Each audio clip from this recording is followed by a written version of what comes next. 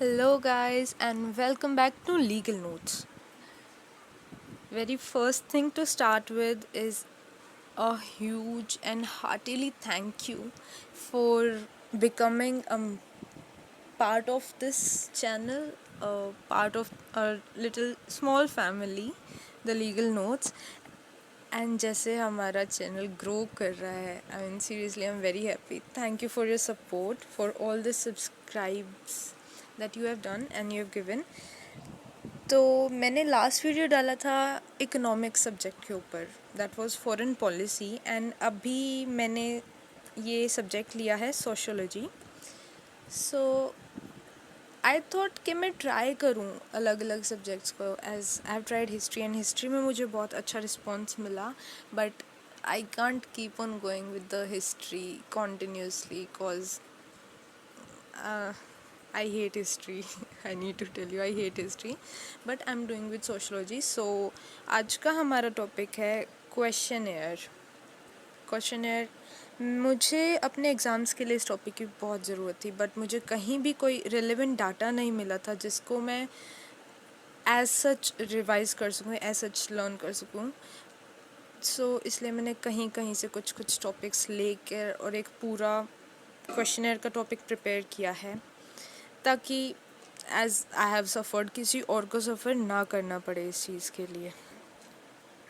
यार बहुत इम्पोर्टेंट होती हैं ये चीज़ें, और आई डोंट नो ये ऑथर्स बुक्स में क्यों नहीं डालते सारी चीज़ें ढंग से, यार क्यों नहीं. But apart from that, apart from the frustration, let's start with the questionnaire. So before starting, we need to know what is questionnaire and why are we studying the questionnaire. So questionnaire is one of the techniques or one of the methods to collect data for any survey or statistical studies. Data collection हम दो method से करते हैं. First is quantitative method and second is the qualitative method. जो quantitative method होता है,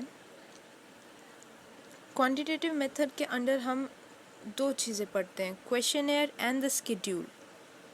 सो उनमें से आज हमने लिया है क्वेश्चनेयर टॉपिक. एंड क्वालिटेटिव के अंडर हम पढ़ते हैं observation, interview and case study method.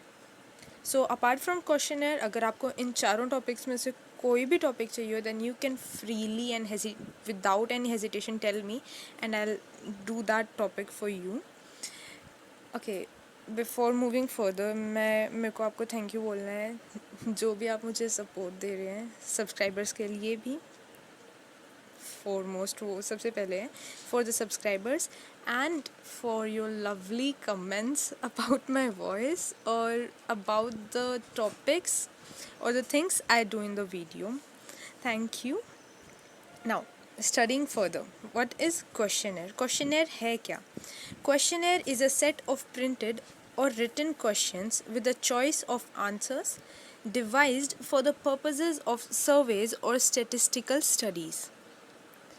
So questionnaire एक set है questions का, या तो printed या फिर hand written questions, answers के choice के साथ, as we can say MCQs बोल सकते हैं हम उन्हें. devised for the purposes of surveys or statistical studies. सर्वे या फिर किसी भी स्टैटिस्टिकल स्टडी के पर्पस के लिए बनाया गया है जो. It is a research instrument consisting of a series of questions for the purpose of gathering information from the respondents. तो क्वेश्चनर एक रिसर्च इंस्ट्रूमेंट है जिसमें क्वेश्चंस की सीरीज़ होती हैं जो रिस्पोंडेंट्स होते हैं उनसे इन्फॉर्मेशन गैदर करने के लिए. रिस्पोंडेंट्स को हम कह सकते हैं वो पर्सन जिनसे हम वो क्वेश्चनेयर फिल करवाते हैं, वो रिस्पोंडेंट्स होते हैं. तो उनसे इन्फॉर्मेशन गैदर करने के लिए एक क्वेश्चन की सीरीज़ होती है. ये आपने भी अपनी लाइफ में क्वेश्चनेयर कभी ना कभी फिल किया ही होगा. सर्वेज आते हैं आजकल, तो बहुत सारे ऑनलाइन सर्वे एप्स हैं which reward you for filling the surveys. तो वो क्वेश्चनेयर्स ही होते हैं जहाँ पर हमसे MCQs के फॉर्म में ओपिनियंस पूछे जाते हैं. It is a type of quantitative technique of data collection. जैसे मैंने आपको पहले बताया, क्वांटिटेटिव टेक्निक होती है डाटा कलेक्शन के लिए. क्वांटिटेटिव मीन्स क्वांटिटी पे बेस्ड ऑन नंबर्स। यहाँ पर क्वालिटी नहीं देखी जाती कि कितना अच्छा होगा कितना बुरा होगा, बट यहाँ क्वांटिटी मैटर करती है कि कितने बंदों से आप इजीली पूछ सकते हैं, कितनी अप्रोचेबल है ये आपके लिए। Moving further, types of questions in a questionnaire. Questionnaire में आपको किस टाइप के क्वेश्चंस मिल सकते हैं? यहाँ पे तो हमें बेसिकली मैंने 3 पार्ट्स में इनको डिवाइड कर दिया है। 3 टाइप के क्वेश्चंस मिलते हैं। फर्स्ट होते हैं primary, secondary and tertiary questions. तो प्राइमरी क्वेश्चंस वो क्वेश्चंस होते हैं जहाँ पर कि हमें इंफॉर्मेशन जो टॉपिक से डायरेक्टली रिलेटेड होती है वो मिल जाती है। जैसा कि प्राइमरी क्वेश्चन जो होते हैं वो डायरेक्टली रिलेटेड होते हैं, तो उसके लिए मैं एक एग्जांपल से आपको समझा सकती हूँ। फॉर एग्जांपल, आप किसी क्वेश्चनर को फिल कर रहे हैं एंड आपसे पूछा जाता है who is the final decision maker in your family. ये आपसे डायरेक्टली उन्होंने पूछ लिया, वो सीधे टॉपिक पे आ गए, उन्होंने कोई सेकेंडरी या टर्शरी फॉर्म यूज़ नहीं किया, बल्कि उन्होंने प्राइमरीली आपसे पूछ लिया कि who is the decision maker in your family. ये हो गया primary type of question. Second is secondary type of question. Secondary type of questions they do not relate directly to the topic, वो घूम फिर के टॉपिक पे आते हैं।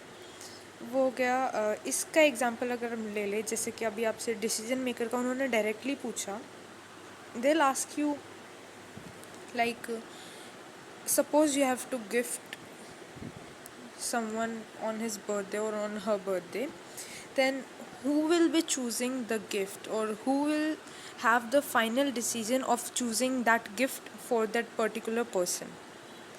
उन्होंने पूछना तो यही था कि फाइनल डिसीजन किसका होगा, कौन लेता है, बट उन्होंने एक दूसरे वे में पूछा आपसे,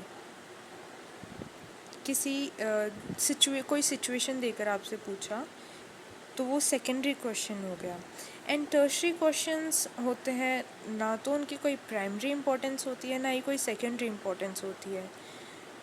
These only establish a framework that allows convenient data collection and sufficient information without exhausting or biasing the respondent. बस ये एक बेसिक फ्रेमवर्क तैयार करने के लिए टर्शरी क्वेश्चंस पूछे जाते हैं, ना तो इसमें कोई बायसिंग होती है ना ही कोई एग्जॉस्टिंग होती है रिस्पोंडेंट के लिए। Now coming to the second type of questions, these are close ended and open ended questions. Close ended questions are fixed choice questions. They require the respondent to choose a response from those provided by the researcher.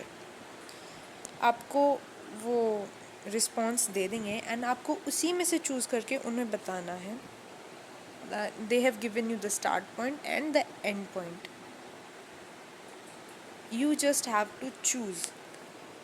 For example, they have given you a question that whom do you consider an ideal teacher, and they have given you 4 options A, B, C, D, like one who is teaching seriously, or one who is always available for the students, or whose approach to students problem is flexible, or last option say who does not punish students or who isn't strict. So you have to choose from the given 4 options.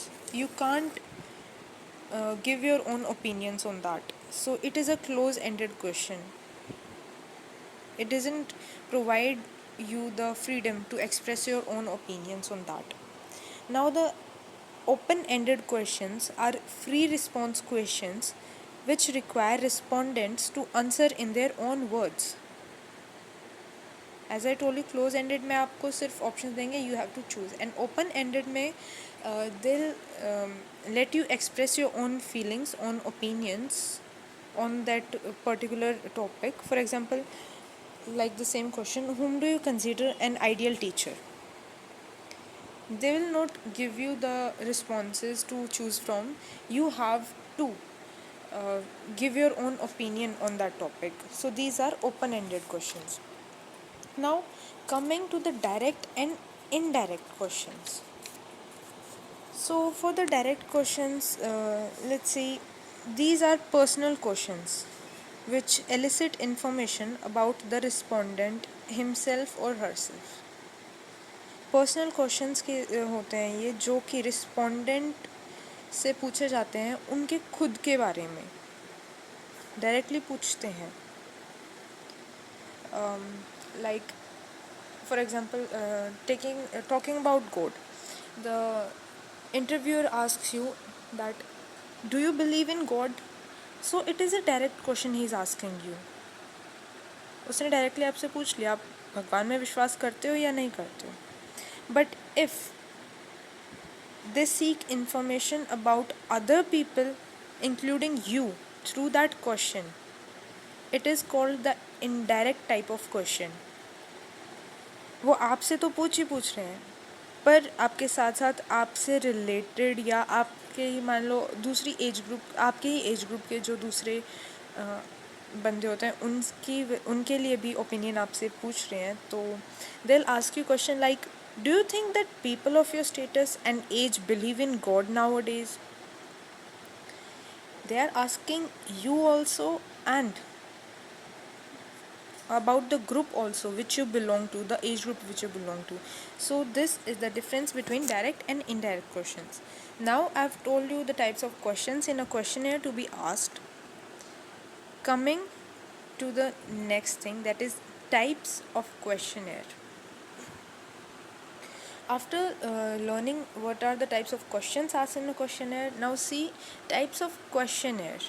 Questionnaire कितने types के होते हैं? So basically 3 type के questionnaire होते हैं: structured questionnaire, unstructured questionnaire and scaled questionnaire. We'll talk about them in more detail further, but for now scaled questionnaire may be of 2 types: open format questions and close format questions. इसमें 2 type के formats use हो सकते हैं, या तो openly, जैसे मैंने आपको पहले बता दिया, open format like they will provide you to write down your own opinions, and close format they will just give you options and you have to choose from that. Now in close format questions there are 2 types. 2 types तो नहीं, ज़्यादा types के और questions पूछे जा सकते हैं, but will take the main 2 types. First is leading questions and the second is dichotomous questions. इनके बारे में मैं आपको आगे बताऊंगी. So now starting with the structured questionnaire. Structured questionnaire क्या होता है? It is also known as closed questionnaire. इसे क्लोज्ड क्वेश्चनर भी कहा जाता है. Close means it is bounded in its own boundaries. Structured as नाम से ही पता चल रहा है कि इसका एक डेफिनेट स्ट्रक्चर होता है पहले से ही. It includes low number of researchers and high number of respondents. इसमें रिसर्चर्स कम होते हैं और रिस्पोंडेंट्स ज़्यादा होते हैं. Now the 3 points of structure question है. First, it has definite and concrete questions. इसमें कोई भी घुमा फिरा के या ज़्यादा अजीबो गरीब तरीके से क्वेश्चन नहीं पूछे जाते. इसमें टू द पॉइंट क्वेश्चंस पूछे जाते हैं, जो हैवी बेस्ड क्वेश्चंस होते हैं, जो डेफिनेट या up to the mark questions या टू द पॉइंट क्वेश्चंस होते हैं, वो पूछे जाते हैं. Second is formal inquiry is initiated through structured questionnaire. As वो कंडक्ट करने से पहले हमें बेसिक चीज़ें पता होनी चाहिए. That is formal inquiry. Third is it is prepared well in advance. Structured questionnaire के लिए पहले से ही तैयारी की जाती है. That's why it is called structured, that it has a definite boundary. It doesn't go beyond its limits. Now coming to the second type of questionnaire, it is unstructured questionnaire. Unstructured questionnaire is based around more open questions. Structured questionnaire में तो एक definite questions पूछे जाते हैं, that जो उन्होंने पहले से सोचा होता है वो वही पूछते हैं. बट अनस्ट्रक्चर्ड क्वेश्चंस में ओपनली क्वेश्चंस पूछे जाते हैं. वो किसी एक चीज़ को देखकर नहीं चलते, या उन्होंने पहले से कोई प्रिपरेशन नहीं की होती. Open questions means recording more data as the respondents can point out what is important for them in their own words and methods. अब यहाँ ओपन क्वेश्चंस का मतलब क्या है? ओपन क्वेश्चंस का मतलब ये होता है कि जो डाटा होता है वो ज़्यादा रिकॉर्ड किया जाता है, क्योंकि ओपन क्वेश्चंस में मैंने आपको बताया हम अपने ओपिनियंस, अपना पॉइंट ऑफ व्यू रख सकते हैं, अपनी फीलिंग्स रख सकते हैं, तो इसी वजह से डाटा ज़्यादा हो सकता है, कम हो सकता है। It depends on the respondent कि वो कितना ओपनली उस चीज़ को एक्सप्रेस कर रहा है। अब अनस्ट्रक्चर्ड क्वेश्चनर के 3 पॉइंट्स हैं। First, it is usually aimed at times of interview. Unstructured questionnaire mostly interview के टाइम पे यूज़ किया जाता है। Second, it doesn't require much planning and time. Unstructured questionnaire पे कोई प्लानिंग नहीं होती, पहले से कोई ये प्री प्लान नहीं होता, या इस पे ज़्यादा टाइम नहीं दिया जाता पहले से ही प्लान करने के लिए। Third, it is more flexible for applying in many areas. As structured questionnaire आप पहले से ही डिसाइड करके चलते हो। मान लो आपने किसी मेडिकल फील्ड में मेडिकल फील्ड के लिए स्ट्रक्चर्ड क्वेश्चनर प्रिपेयर किया। यू विल प्रिपेयर दैट, आप अगर डॉक्टर से पूछ रहे हैं then you will which type of what type of doctor you are you an ENT doctor or a cardio doctor or a physiotherapist? but आप उन्हीं questions को किसी गवर्नमेंट ऑफिशियल से तो नहीं पूछ सकते, किसी लाइक कोर्ट में जाके आप उनसे नहीं पूछ सकते which type of doctor you are. अगर आपने पहले से वो स्ट्रक्चर करके रखा है, उसको स्ट्रक्चर करके रखा है, पूरा अच्छी तरह बना के रखा है कि वो किसके लिए, अगर डॉक्टर के लिए है तो डॉक्टर से ही पूछा जाएगा, और अगर लॉयर के लिए तो वो लॉयर से ही पूछा जाएगा। पहले ही आपने उसमें ऑप्शंस रखे हुए हैं। Now coming to the third type of questionnaire, it is scaled questionnaire.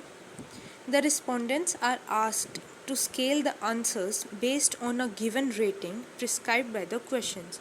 Scaled questionnaire are like जो हम ratings देते हैं questions में, that rate this from on the scale of 1 to 10. If you like this thing, then rate it from on the scale of 1 to 10.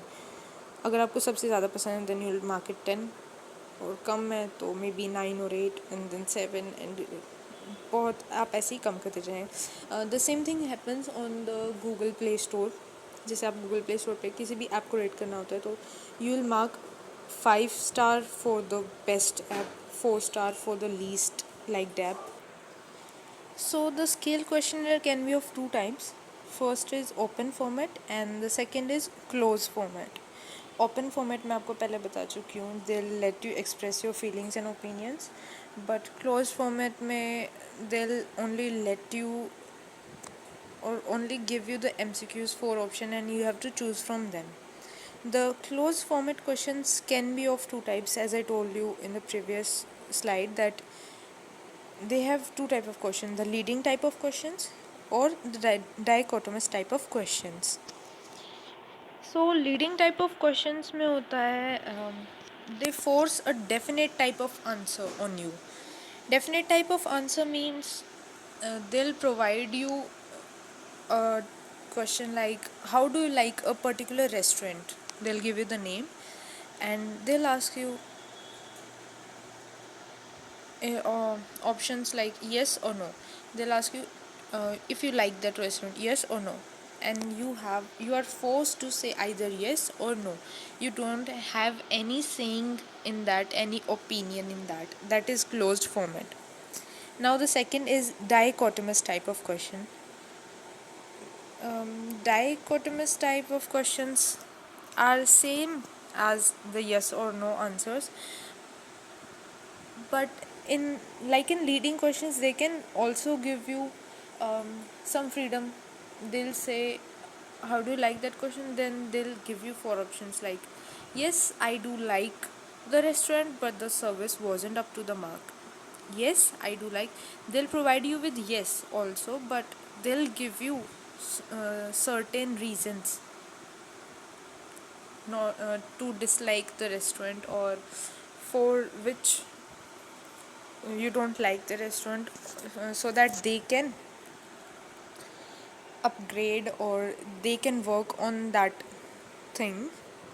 So coming to the construction or preparation of a questionnaire. इसके लिए questionnaire की preparation के लिए 9 steps होते हैं and but they can increase or decrease. No, they can't decrease, but they can increase on the basis of pre-testing or revision. So starting with the first step, it is preparation. In the preparation, the researcher thinks of various items to be covered in the questionnaire. जो जो चीज़ें उस questionnaire में cover की जानी चाहिए, वो researcher उन चीज़ों के बारे में पहले सोचता है कि इसमें मुझे क्या क्या चीज़ें चाहिए, किस चीज़ के ऊपर वो क्वेश्चनर प्रिपेयर कर रहा हूँ मैं, and then arrangement of these items in relation to one another. Then अगर उसने वो आइटम्स सेलेक्ट कर लिए तो उनके बीच में एज पर द लिंक वो उन क्वेश्चंस को सीक्वेंस से अरेंज करेगा. Third is and taking into consideration questions prepared and used in other similar studies. और वो उन क्वेश्चंस को भी कंसिडर करेगा जो कि सिमिलर स्टडीज़ में यूज़ किए गए हैं. This was the preparation first step. Now the second step is constructing the first draft. अब उसने प्रिपरेशन कर ली है. Now he'll construct the first draft जिसमें वो क्वेश्चंस फॉर्मुलेट करेगा, क्वेश्चंस बनाएगा. और questions as I told you 3 type के क्वेश्चंस के बेस पर वो बनाएगा. या तो वो डायरेक्ट और इनडायरेक्ट क्वेश्चंस लेगा, या वो क्लोज और ओपन एंडेड क्वेश्चंस लेगा, या फिर वो टर्शरी, प्राइमरी या सेकेंडरी क्वेश्चंस से स्टार्ट करेगा. Now third is self evaluation. Self evaluation after preparing the draft, वो रिसर्चर उस पूरे ड्राफ्ट को खुद इवेल्युएट करेगा फॉर क्लैरिटी इन लैंग्वेज और फॉर सम मिस्टेक्स और सिमेट्री या रिलेवेंस. अगर कोई चीज़ उसे इररिलेवेंट लग रही है then he'll make it correct. वो खुद इवेल्युएट करेगा उस अपने क्वेश्चनर को. Now the fourth step is external evaluation. कहते हैं अपनी चीज़ किसको बुरी लगती है, तो इसीलिए किसी एक्सपर्ट से एक्सटर्नल इवेल्युएशन मतलब कहीं किसी और से इवेल्युएशन करवाता है वो, तो किसी एक्सपर्ट या किसी कलीग से उसकी सजेशंस मांगी जाती है कि इसमें कोई गलती ना हो, या वो सही है या नहीं है, कुछ इररिलेवेंट तो नहीं है उसके लिए. Now the next step is fifth step is revision.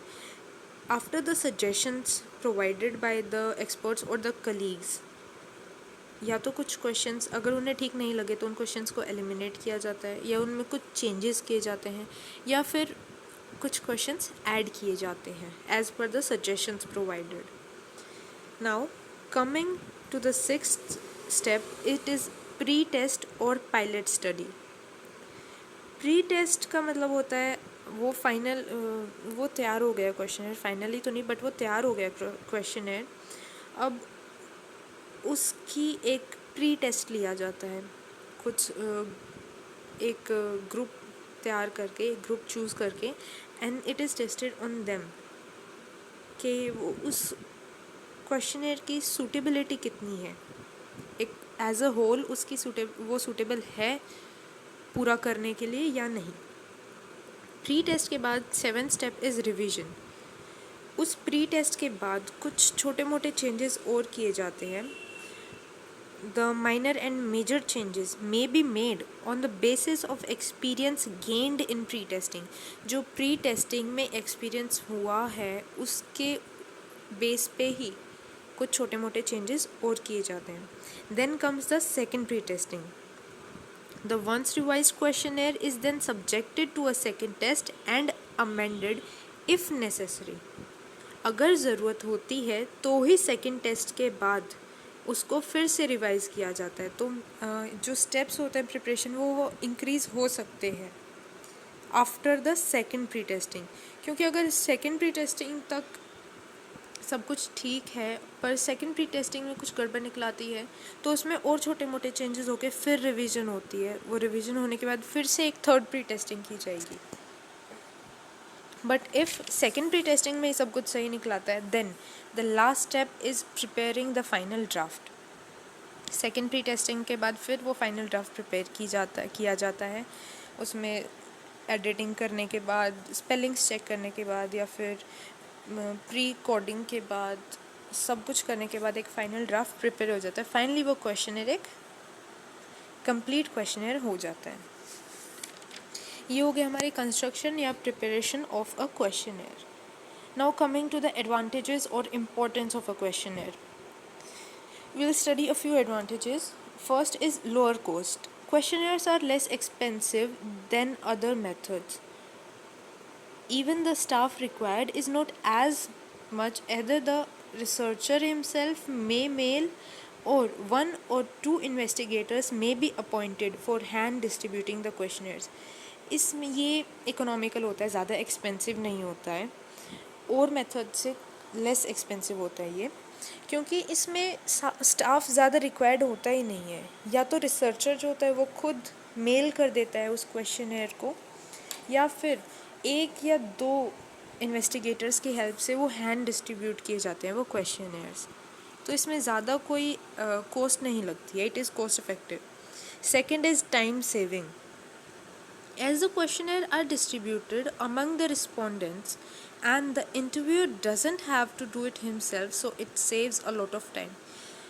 Questionnaires distribute किए जाते हैं respondents में, या तो मेल से या फिर हैंड डिस्ट्रीब्यूट होते हैं, वो भी एक या दो इन्वेस्टिगेटर्स के हेल्प से. तो इंटरव्यूअर को खुद कुछ नहीं करना पड़ता, उसे घर घर जाके सबके रिस्पॉन्सेज लेने नहीं पड़ते जैसा कि इंटरव्यू में होता है.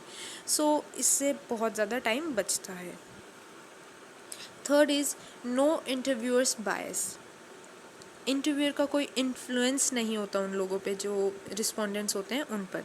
Since the interviewer is not physically present at respondents place, he can't influence his answers either bye prompting or by giving his own opinion or by misreading the question.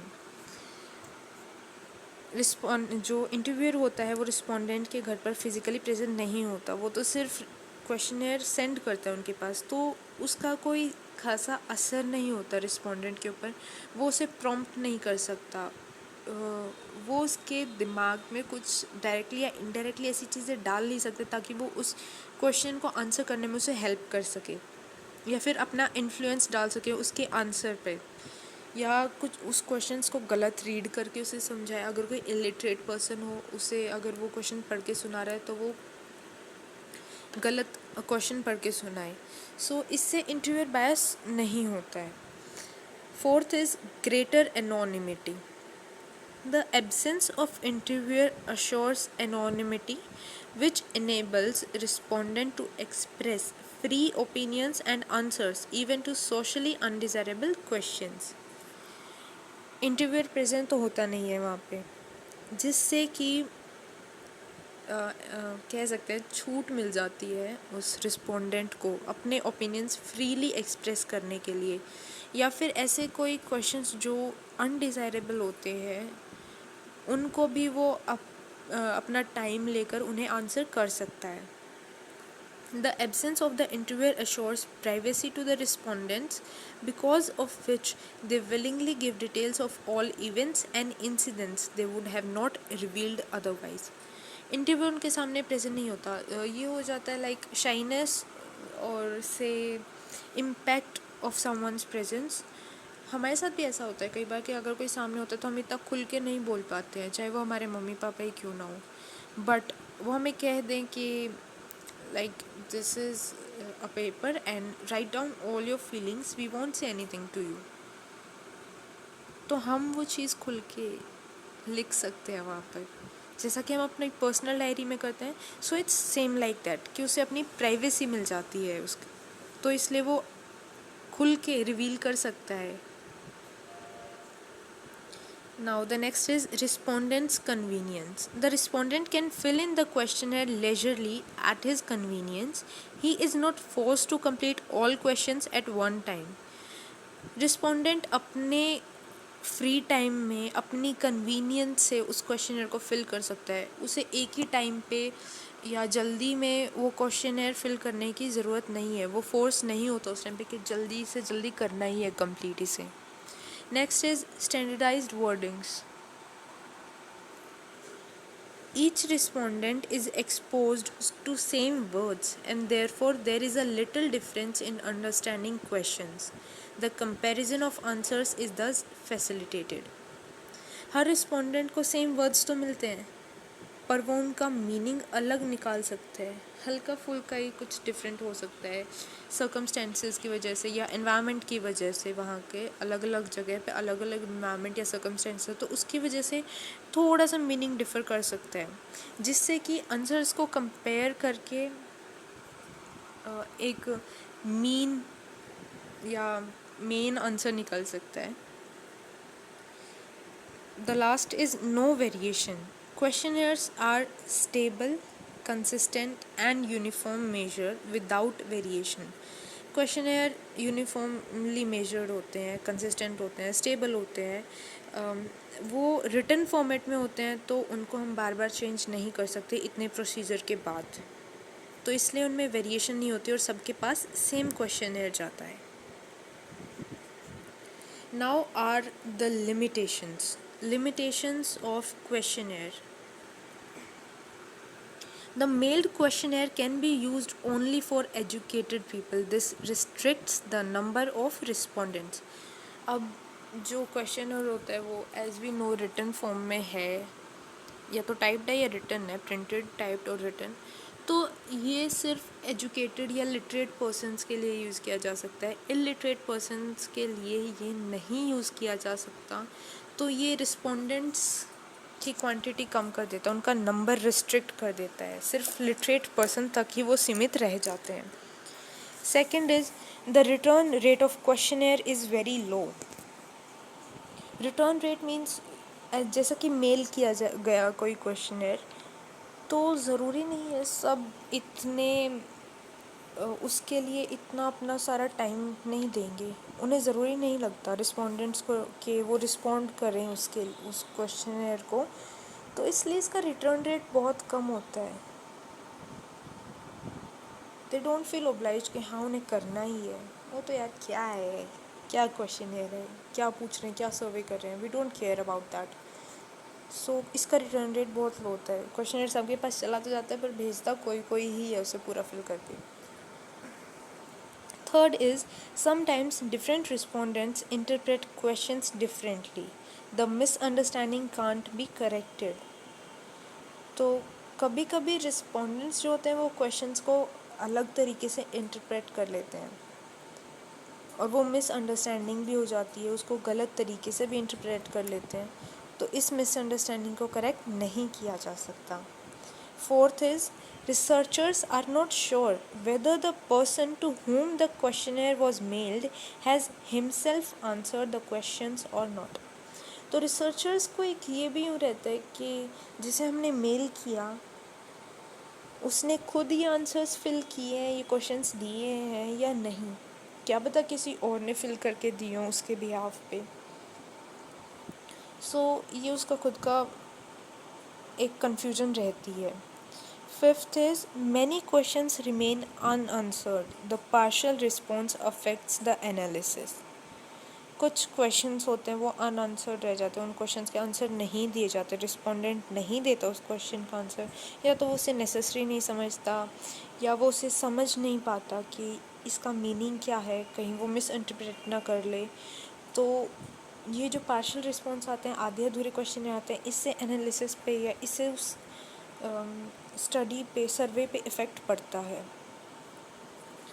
The next is respondent can consult other persons before filling the questionnaire. The response therefore can not be viewed as his opinions. तो जो respondent होता है वो उस questionnaire को fill करने से पहले दूसरे लोगों से सलाह ले सकता है, कंसल्ट कर सकता है उनसे. अगर कोई क्वेश्चन आ गया तो उससे पूछे यार इस क्वेश्चन का तुम्हें क्या लगता है, मुझे क्या करना चाहिए. तो इस तरह से जो उनका रिस्पॉन्स होता है ना, वो उनके खुद के ओपिनियंस, ज़रूरी नहीं है कि उनके खुद के ही ओपिनियंस माने जाएं वो. Next is since the size of questionnaire has to be kept small, full information can not be secured from the respondents. Questionnaire का साइज़ छोटा ही रखा जाना चाहिए तो रिस्पोंडेंट से पूरी इन्फॉर्मेशन नहीं ली जा सकती। छोटा किसे रखा जाना चाहिए। फॉर एग्ज़ाम्पल आप लीजिए, आपको कोई क्वेश्चनेयर देता है 10 या 20 क्वेश्चंस का, तो आप सोचते भी हैं कि हाँ मुझे शायद ये करना चाहिए, छोटा सा ही तो है।